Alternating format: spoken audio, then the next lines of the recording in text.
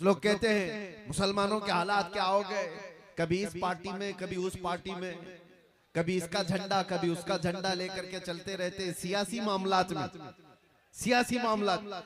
अभी बिहार के इलेक्शन में भी और दूसरी जगहों पर भी इलेक्शन जब आते हैं तो लोग ये ताना दे रहे थे हमें कि मुसलमानों का हाल क्या है, कभी इस जमात के झंडे कभी उस जमात के झंडे, कभी इससे भी पैसा लिया उससे भी पैसा लिया। मैं सुनता हूँ, मैंने एक बड़े सियासी साहब को ये जवाब दिया था आज से कुछ साल पहले।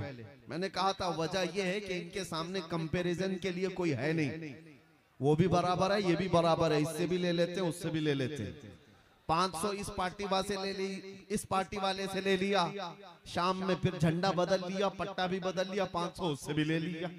ये तो हालात चलते रहते हैं, मुझे उस पर कोई टिप्पणी नहीं करनी है। लेकिन अगर आप मेरी कौम को ताना देते हो, टॉन्ट मारते हो कि ये बार बार इधर उधर बदलते हैं, तो वजह यह है कि सामने जितने लोग हैं उनको देख करके बदलते हैं।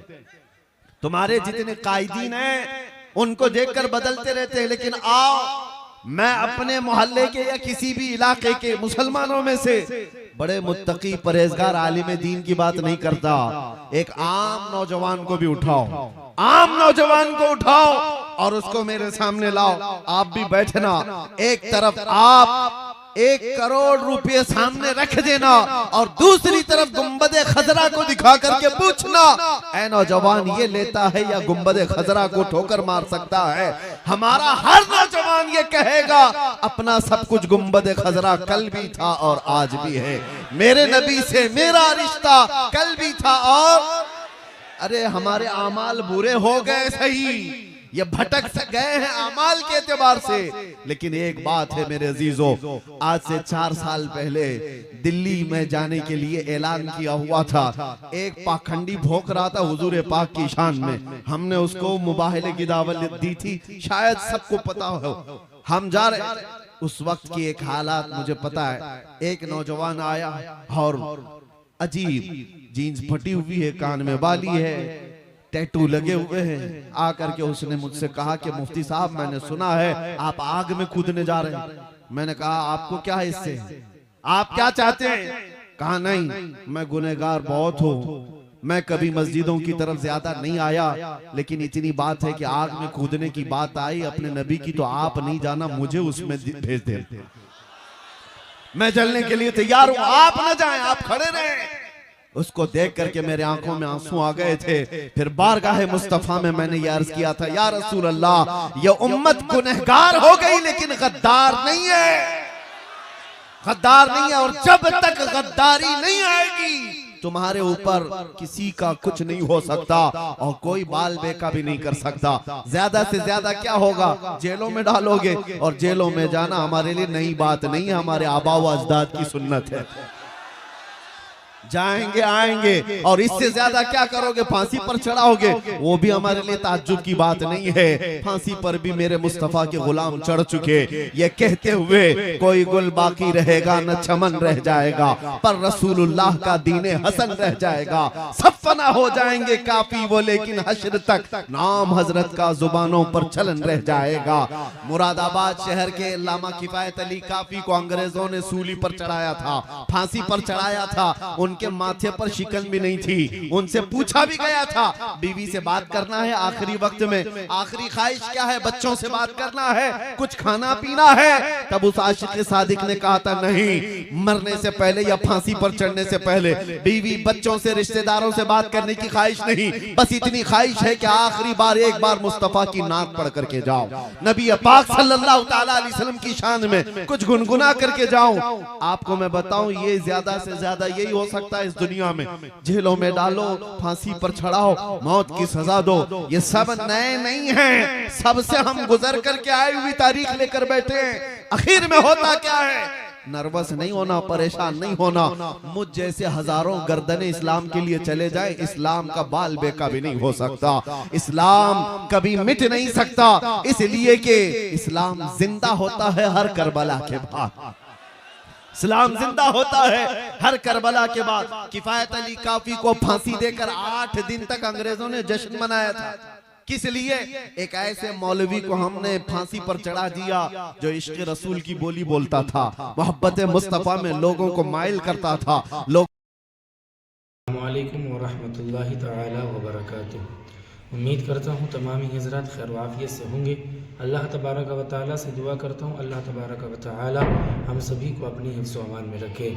जी हाँ दोस्तों, आज इस वीडियो को लेकर के बात करेंगे कि ओवैसी को लेकर के मुफ्ती साहब ने क्या कहा है। ओवैसी को बुरा कहने पर मुफ्ती हारून को मुफ्ती सलमान अज़हरी ने क्या कहा, क्या आपका चैलेंज रहा, क्या क्या बातें आपने कही। वायरल वीडियो आपका चल रहा था, आप देखिए इस वीडियो के अंदर इन पार्टियों को लेकर के मुफ्ती साहब ने कितनी अच्छी स्पीच दी है। प्लीज़ अगर हमारी वीडियो आप तक पहुंच चुकी है तो इसको स्किप न कीजिए बल्कि आखिर तक बने रहें। अब आइए मुकम्मल इत्मीनान और ध्यान के साथ में वीडियो को सुनते हैं। लोग कहते हैं मुसलमानों के हालात क्या हो गए, कभी इस पार्टी में कभी उस पार्टी में, कभी इसका झंडा कभी उसका झंडा लेकर के चलते रहते हैं सियासी मामलात में। सियासी मामलात अभी बिहार के इलेक्शन में भी और दूसरी जगहों पर भी इलेक्शन जब आते हैं तो लोग ये ताना दे रहे थे हमें कि मुसलमानों का हाल क्या है, कभी इस जमात के झंडे कभी उस जमात के झंडे, कभी इससे भी पैसा लिया उससे भी पैसा लिया। मैं सुनता हूँ, मैंने एक बड़े सियासी साहब को ये जवाब दिया था आज से कुछ साल पहले। मैंने कहा था वजह यह है कि इनके सामने कंपैरिजन के लिए कोई है नहीं, वो भी बराबर है ये भी बराबर है, इससे भी ले लेते हैं उससे भी ले लेते हैं। 500 इस पार्टी वाले से ले ली, इस पार्टी वाले से ले लिया, शाम में फिर झंडा बदल लिया, पट्टा भी बदल लिया, 500 उससे भी ले लिया। ये तो हालात चलते रहते हैं, मुझे उस पर कोई टिप्पणी नहीं करनी है। लेकिन अगर आप मेरी कौम को ताना देते हो, टॉन्ट मारते हो कि ये बार बार इधर उधर बदलते हैं, तो वजह यह है कि सामने जितने लोग हैं उनको देख करके बदलते हैं। तुम्हारे जितने कायदीन हैं उनको देखकर बदलते रहते हैं। लेकिन आओ मैं अपने मोहल्ले के या किसी भी इलाके के मुसलमानों में से बड़े मुत्तकी परहेजगार आलिम दीन की बात नहीं करता। एक आम नौजवान को भी उठाओ, आम नौजवान को उठाओ और उसको मेरे सामने लाओ। आप भी बैठना, एक तरफ आप 1 करोड़ रुपए सामने रख देना और दूसरी तरफ गुंबदे खजरा को दिखा करके पूछना, ऐ नौजवान ये लेता है या गुंबदे खजरा को ठोकर मार सकता है? हमारा हर नौजवान ये कहेगा अपना सब कुछ गुंबदे खजरा कल भी था और आज भी है। मेरे नबी से मेरा रिश्ता कल भी था और अरे हमारे आमाल बुरे हो गए सही, ये भटक से गए हैं अमाल के एतबार से। लेकिन एक बात है मेरे अजीजों, आज से 4 साल पहले दिल्ली में जाने के लिए ऐलान किया हुआ था। एक पाखंडी भोंक रहा था हुजूर पाक की शान में, हमने उसको मुबाहले की दावत दी थी, शायद सबको पता हो। हम जा रहे उस वक्त की एक हालात मुझे पता है। एक नौजवान आया और अजीब जीन्स फटी हुई है, कान में बाली है, टैटू लगे हुए हैं। आकर के उसने मुझसे कहा कि मुफ्ती साहब मैंने सुना है आप आग में कूदने जा रहे हैं। मैंने कहा आपको क्या है इससे, आप क्या चाहते हैं? कहा नहीं मैं गुनहगार बहुत हूँ, मैं कभी मस्जिदों की तरफ ज्यादा नहीं आया, लेकिन इतनी बात है कि आग में कूदने की बात आई अपने नबी की तो आप नहीं जाना, मुझे उसमें भेज दे, मैं जलने के लिए तैयार हूँ, आप न जाएं, आप खड़े रहें। उसको देख करके मेरे आंखों में आंसू आ गए थे। फिर बारगाह मुस्तफा में मैंने ये अर्ज किया था, या रसूल अल्लाह ये उम्मत गुनहगार हो गई लेकिन गद्दार नहीं है, गद्दार नहीं है। और जब तक गद्दारी नहीं आएगी तुम्हारे ऊपर किसी का कुछ नहीं हो सकता और कोई बाल बेका भी नहीं कर सकता। ज्यादा से ज्यादा क्या होगा, जेलों में डालोगे और जेलों में जाना हमारे लिए नई बात नहीं है, हमारे आबा व अजदाद की सुन्नत है।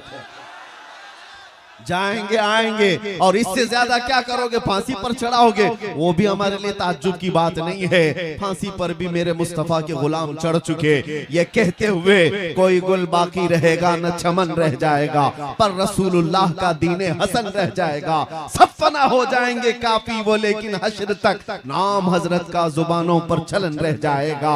मुरादाबाद शहर के अल्लामा किफायत अली काफी को अंग्रेजों ने सूली पर चढ़ाया था, फांसी पर चढ़ाया था। उन उनके माथे पर शिकन भी नहीं थी। उनसे पूछा भी गया था बीवी से बात करना है आखिरी वक्त में, आखिरी ख्वाहिश क्या है, बच्चों से बात करना है, कुछ खाना पीना है।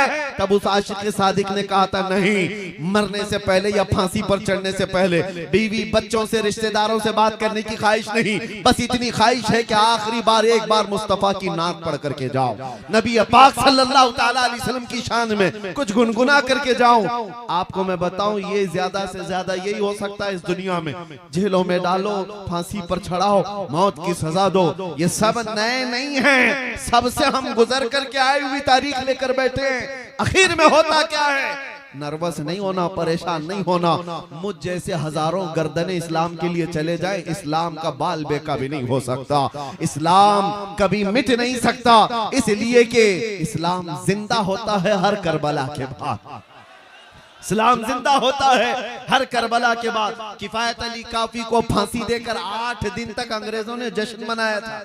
किस लिए? एक ऐसे मौलवी को हमने फांसी पर चढ़ा दिया जो इश्क रसूल की बोली बोलता था, मोहब्बत मुस्तफा में लोगों को माइल करता था, लोगों के जज्बात को उभारता था। किफायत अली काफी का और जुर्म क्या था? इसके अलावा कोई जुर्म दिखा दो। इस बुनियाद पर जब उन्हें फांसी की सजा देकर अंग्रेज 8 दिन तक जश्न मना रहे थे, उन बेवकूफ उल्लुओं को ये नहीं पता खुदा का दस्तूर क्या है। मुरादाबाद शहर में तुमने किफायत अली काफी को फांसी पर चढ़ाया, 100 किलोमीटर दूर ही रब तबारक व तआला उसी मौसम में उससे बड़ा आशिक सादिक इमाम अहमद रजा पैदा फरमा रहा है। एक आशिक को तुम सूली पर चढ़ाओगे, दूसरा पैदा होगा, और फिर वो दूसरा ऐसा पैदा हुआ कि जिसके नगमात ने इश्क रसूल का जाम सीनों में भर दिया। हर जगह से फिर आवाज आने लगी, डाल दी कल्ब में अजमत है मुस्तफा, सैयदी आला हजरत पे लाखों सलाम। मियाँ आप सबकी मोहब्बत, आप सबकी इज्जत हमारे लिए मैं कदर की निगाहों से देखता हूँ। मुझे पता है कि हमारे जाने के बाद कितने लोगों ने कहां कहां दुआएं की, हर मस्जिद में, हर इलाके में, बच्चों से लेकर बूढ़ों तक, जवानों से लेकर खवातीन तक, उलमा से लेकर तमाम नाइबान मुस्तफा, सब लोगों ने दुआएं की। सबकी दुआएं सर आंखों पर है। अल्लाह तबारक व तआला सबको जज़ाए खैर अता करे। लेकिन एक बात कि ऐसे हालात से घबरा कर मायूस होने की जरूरत नहीं। ऐसे हालात से मैं जाऊं, मैं मर जाऊं तो इससे इस्लाम का कुछ नहीं बिगड़ेगा। अल्लाह तबारक व तआला इस दीन का मुहाफिज है सुबह क़यामत तक। सुबह क़यामत तक हमसे बेहतर आएंगे और ये मोर्चा फिर संभालेंगे और यही जुमले कहते रहेंगे। इसीलिए मैंने शुरू में ही कहा आपको, जुबान काट दो, लहजा बदल नहीं सकता। तुम्हारी लौ से ये लोहा पिघल नहीं सकता। इसको पिघलाने की कोशिश की मक्का वालों ने भी। बिलाल हबशी को क्या नहीं किया था, गरम रेत पर सुलाकर उनके जिस्म पर गरम सिल रखी जाती, जिससे उनका जिस्म का गोश्त गल गया था, उनकी रीढ़ की हड्डी दिखती थी। हजरत ज़ैद बिन दसना को मुसला करके लोगों ने शहीद किया था। आंख में लोहे की सलाइयां फेर दी थी, नाखूनों को पकड़ से खींचा था, पत्थरों से मारकर शहीद किया था। तो क्या इस्लाम उस वक्त खत्म हो गया था? हजरत खुबैब इब्न अदी, खब्बाब इब्न अल-अरत, ये सब वो सहाबा है जिनको मक्का वालों ने मॉब लिंचिंग करके मारा था, खत्म किया था। ये तो शुरुआती दौर था जब इस्लाम को रोकने की हर मुमकिन कोशिश की गई। उसके बाद दौर बढ़ता गया तो ऐसा नहीं है कि ये हालात नॉर्मल होते गए। कूफा में क्या हुआ था, करबला में क्या हुआ था, हर साल आप सुनते हैं नबी मुकर्रम सल्लल्लाहु ताला अलैहि वसल्लम के अजीज खानदान को किस तरह से शहीद किया गया। छोटे बच्चे से लेकर बड़े मर्द तक सबको वहां पर शहीद किया गया। एक दो नहीं, 70 से ज्यादा जाने करबला के मैदान में हैं जिन्होंने जामे शहादत नोश किया। हुआ क्या, इस्लाम वहां रुक गया, खत्म हो गया? उसके बाद दौर आता गया इमाम अहमद बिन हंबल, जो 5 लाख हदीसों के हाफिज थे, उनको बगदाद के बाजार में नंगी पीठ पर कोड़े मारे जा रहे थे। सिर्फ इस बुनियाद पर कि हक बात का ऐलान करते थे, उनको कोड़े मारे जाते थे। क्या उन्होंने अपने जुमले बदल लिए? क्या शरीयत पर बोलना वो छोड़ दी? कभी ऐसा नहीं हुआ। दौर बदलता गया।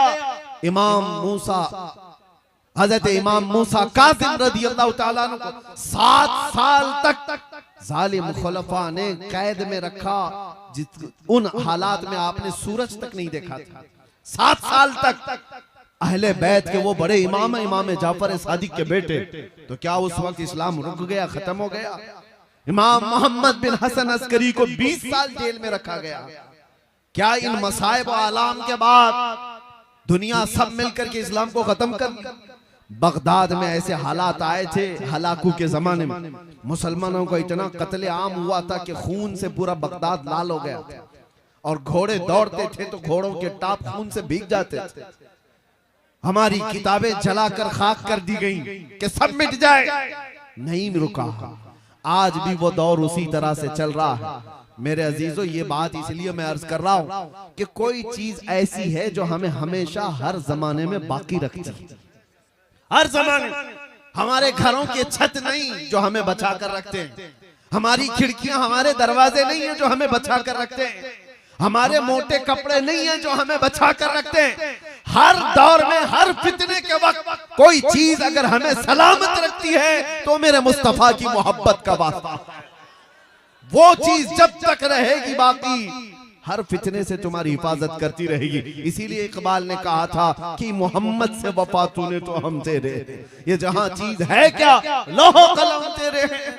हुजूर से वफा करके देखो, हर चीज तुम्हारे सामने डाल दी जाती है, हर चीज को रब ताला तुम्हारे लिए मुसख्खर कर देता है, दुनिया तुम्हारी तरफ फेर दी जाती है, इंसानों के दिलों को रब तबारक व तआला तुम्हारी तरफ माइल कर देता है।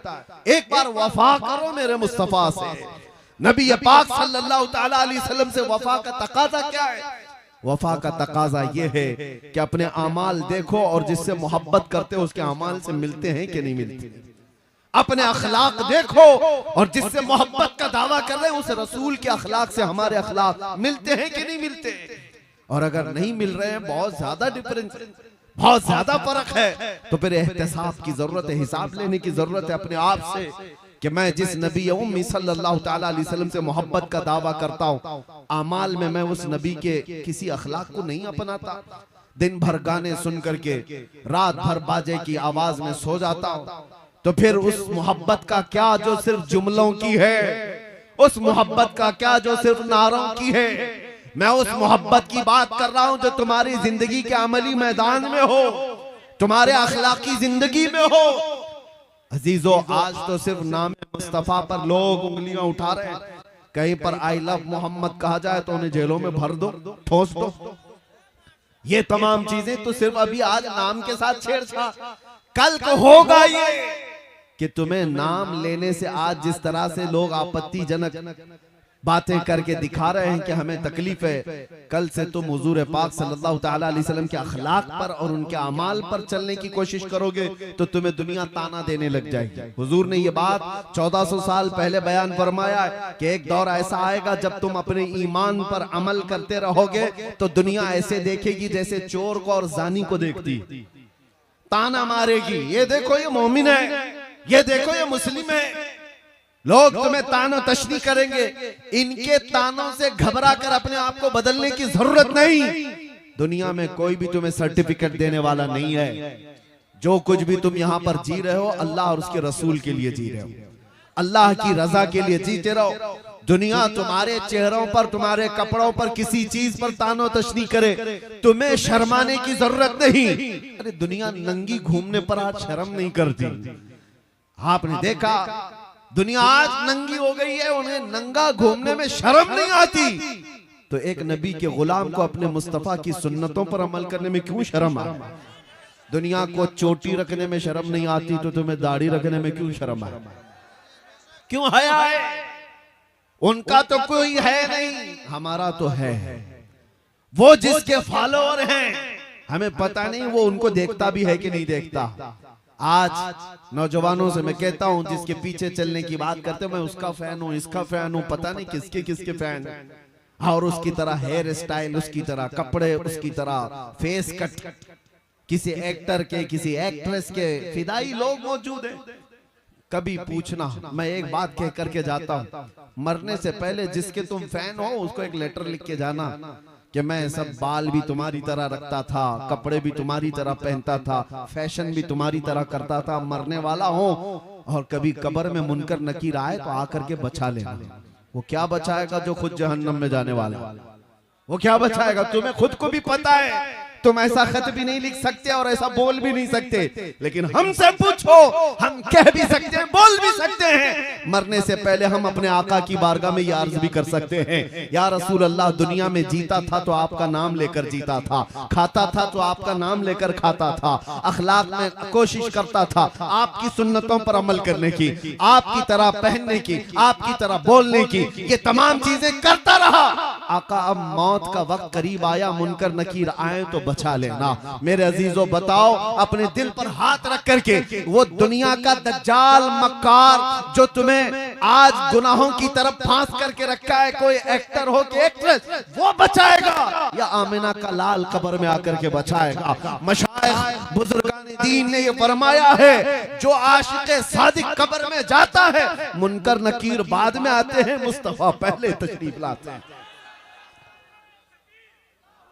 और ये बात इसलिए मैं कह रहा हूं कि वो आमिना के लाल रसूल मुकर्रम सल्लल्लाहु ताला अलैहि वसल्लम न तुम्हें दुनिया में तन्हा छोड़ेंगे, न कब्र में और न हश्र में।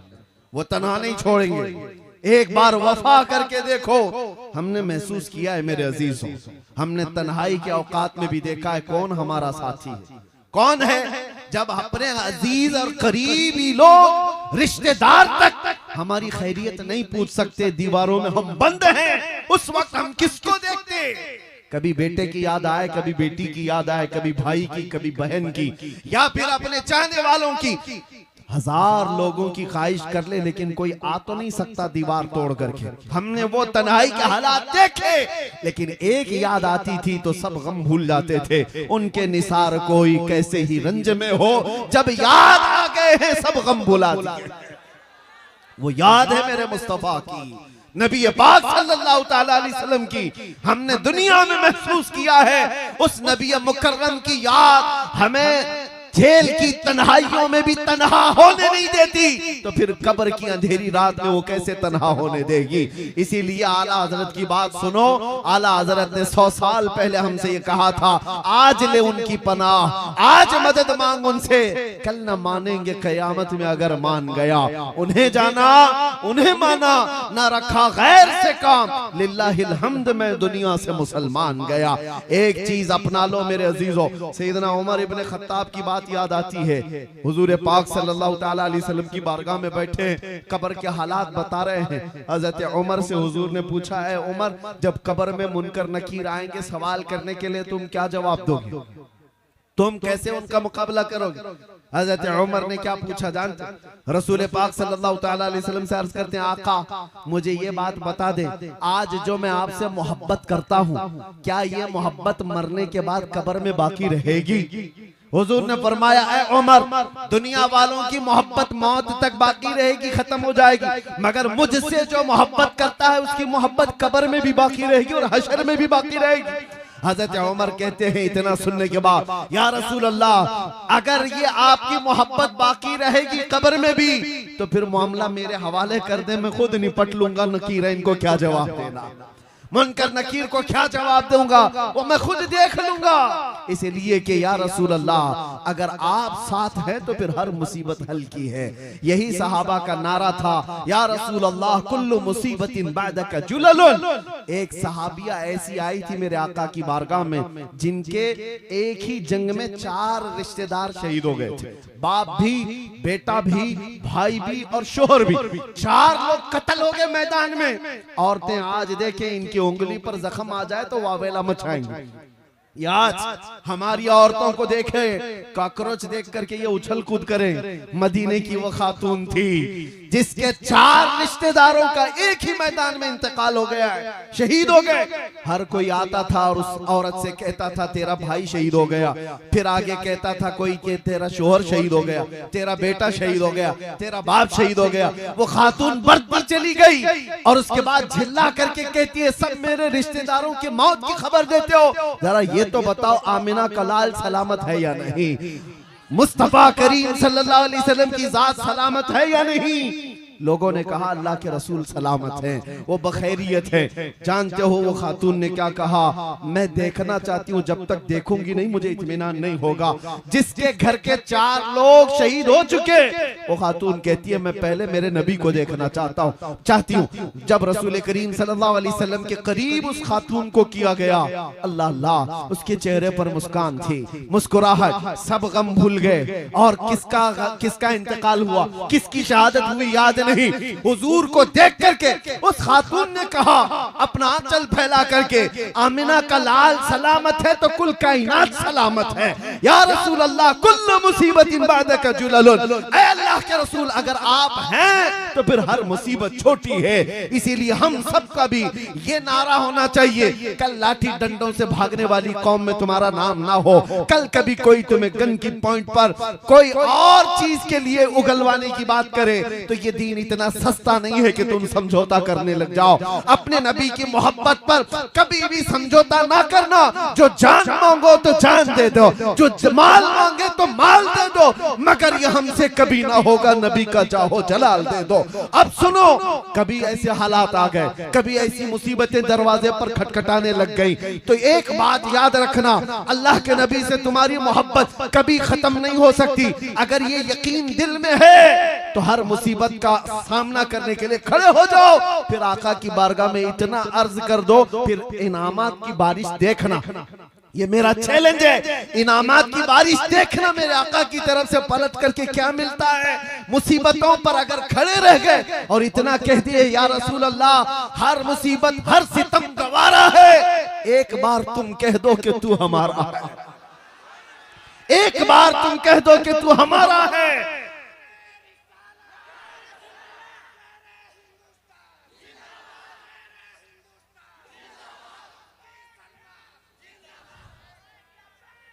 मेरे अजीजों तवज्जो, मुस्तफा करीम सल्लल्लाहु ताला अलैहि वसल्लम की माइयत का एहसास कि मेरे आका मेरे साथ हैं, कभी तुम्हें तन्हा होने नहीं देंगे, कभी तुम्हें बुज़दिल बनने नहीं देंगे, ये चीज तुम्हें नर्वस होने नहीं देगी।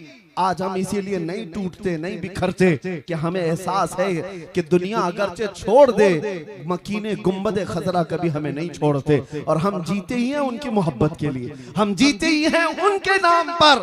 और हमें आज जो इज्जतें मिली हैं वो किस बात पर है? मुझे बताओ किस बात पर ये इज्जतें मिली हैं? ये हजारों का मजमा, ये जो लोगों का तांता बधा रहता है देखने के लिए, मिलने के लिए। दुनिया में कभी सुना है अरे जेल से छूटे हुए कैदी अपना मुंह छुपा करके घूमते हैं, और एक कैदी वो है जिसे दुनिया देखने के लिए बेताब है, इसलिए कि उस कैदी में इस कैदी में बड़ा फर्क है। कोई चोरी करके अंदर गया तो मुंह छुपा कर घूमेगा, मगर मेरे मुस्तफा का नाम लेकर के गया तो सर उठा करके दिया करेगा, सर उठा कर दिया करेगा। ये कोई पाप, ये दीवानी और मजनू कौम की आदत नहीं है। ये तमाम जो उस शाकाने मुस्तफा की भीड़ है, हमने देखा है दुनिया तो सेलिब्रिटीज को देखने के लिए शायद भीड़ लगाती हो, मगर ये बहुत कम है। वो सेलिब्रिटी कौन होते हैं? जी हाँ दोस्तों, जैसे कि अभी आपने हमारी वीडियो को सुना, उम्मीद करता हूँ सुनकर के समझ गए होंगे। जी इसी तरह की रोज़ न्यू इस्लामिक वीडियो सुनने के लिए हमारे चैनल से जुड़िए। हमारे चैनल मौलाना सुहेल अख्तर खलीली को सब्सक्राइब करें, लाइक करें, कमेंट करें एंड इसको शेयर भी कीजिए। अस्सलामु अलैकुम, अल्लाह हाफिज़।